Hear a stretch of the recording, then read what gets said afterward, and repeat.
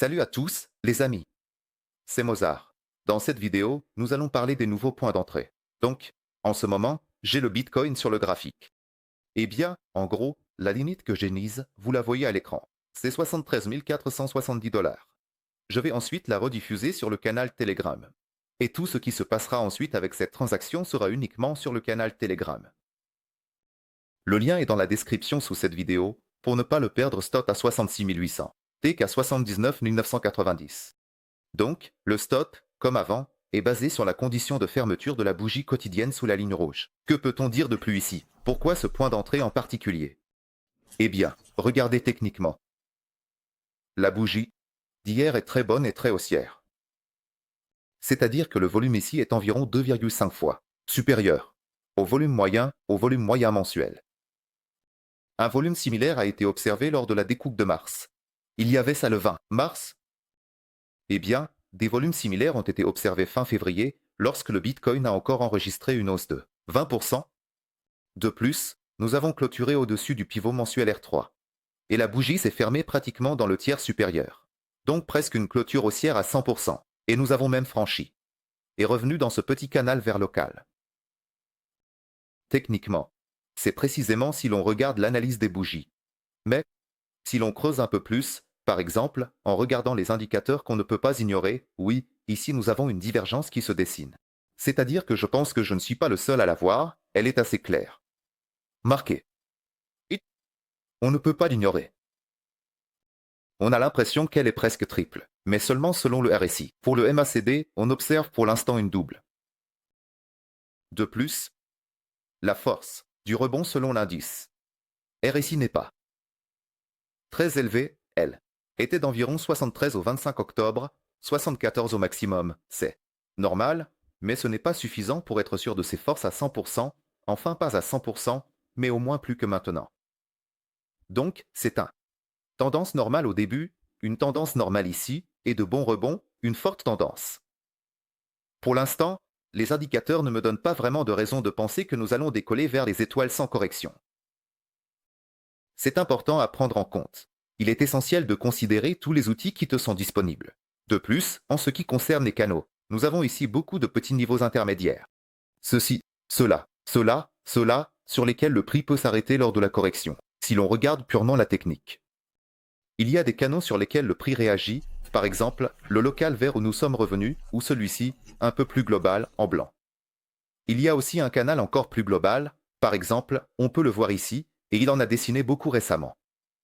La question est de savoir où il devient tout vert, et ça, personne ne le sait. Et s'il y a correction, c'est pourquoi j'ai placé un ordre limite, disons avec une petite marge, sur le canal vert, en gros, sur sa limite inférieure. Oui, cela pourrait redescendre sous le canal blanc, mais, supposons, il y aura un retest avec un retour rapide. On verra.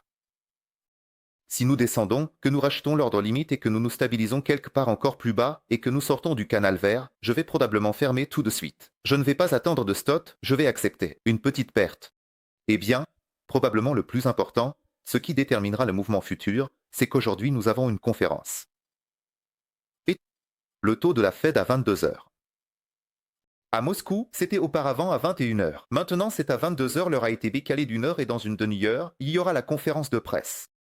On s'attend à ce que le taux soit abaissé de 0,25% et qu'un signal soit donné sur la suite. Mais encore une fois, je suppose, et pas seulement moi, que sous Trump, le nombre de baisses sera inférieur à celui des démocrates. Il est plus strict en matière d'inflation. Et c'était, en fait, ses promesses de campagne. On le voit aussi avec l'indice du dollar, qui a rebondi de manière incroyable hier après la victoire de Trump. C'est le plus fort écart pour l'indice du dollar. Près de 1,7%. 1,7%. Donc, quelles options nous restent ici?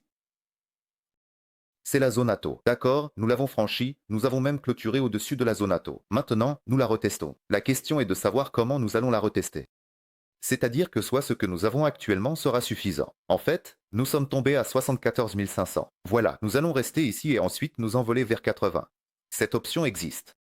Si tout se passe bien aujourd'hui à la Fed et qu'ils abaissent le taux de 0,25%. Et qu'ils donnent le signal qu'ils abaisseront encore une ou deux fois cette année. Alors, probablement, on va décoller encore plus loin. Deuxième option, ils baissent de 0,25%, mais ne disent rien de plus, rien n'est clair. On va probablement se corriger. vers la limite, peut-être même un peu plus bas, juste ici, à 72. Eh bien, on va voir quel sera le rachat après ça. Ou ils ne baisseront pas du tout le taux, par exemple. Peu probable, mais admettons. Eh bien, dans ce cas, on va simplement absorber tout ce mouvement et aller vers la limite inférieure du canal blanc. Quand je reçois ici un stop et que je travaille déjà à partir de nouveaux signaux, et la divergence sera mise en œuvre, ça se passera probablement comme ça. Mais cela n'annulera pas la tendance baissière globale, ça va juste les tirer de plus d'histoire avec l'Iran et Israël reste flou. Tous promettent de répondre depuis le territoire irakien, depuis l'axe de la résistance, d'où cela viendra, quand cela arrivera. Donc, il faut aussi en tenir compte, mais ici, on ne peut pas deviner. C'est pourquoi on compte sur ce que nous savons. Et j'ai trouvé un compromis. À ce prix de rachat pour l'instant, 73,470. Bon, admettons, si ça n'atteint pas la limite, que ça reste ici et monte à 80, ça va. Ensuite, je vais simplement placer une limite ici quelque part pour un retest et ainsi de suite. Dans ce cas, la demande sur les indicateurs sera bonne et la divergence sera annulée. Ou alors, ça pourrait directement monter à 85. Alors ce sera vraiment bien. Pour l'altcoin, tout est parfait. C'est la première limite que j'ai mise. Première transaction. Deuxième, Solana c'est la même chose, vous voyez. Alors, laissez-moi ne pas m'étendre trop.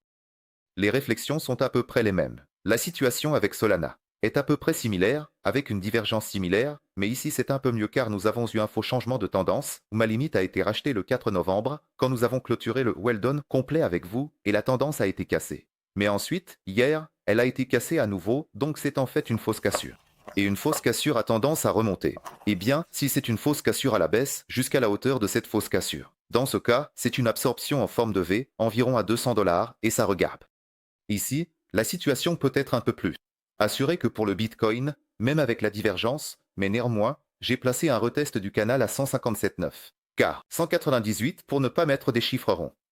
Ensuite, pour l'Ethereum, j'en ai parlé hier, oui, je ne veux pas encore m'en mêler.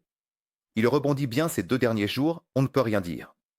Nous nous heurtons à la moyenne mobile annuelle, ce violet, la moyenne mobile de 200 jours, ce blanc, et en bas, de petites moyennes mobiles. Rien n'est clair avec l'Ethereum.